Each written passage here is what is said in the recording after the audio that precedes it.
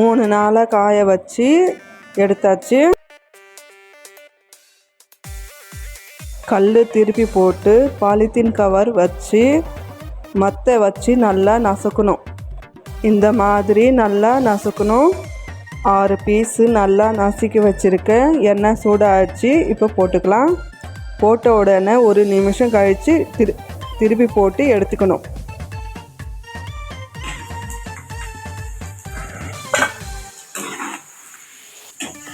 பாருங்கள் எவ்வளோ சூப்பராக வந்திருக்கு.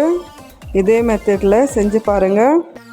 ரொம்ப சிம்பிளான மட்டன் உப்பு கண்டம் கபாப் ரெடி ஆகிடுச்சு. நீங்கள் வீட்டில் செஞ்சு பாருங்கள். சூப்பராக இருக்கும்.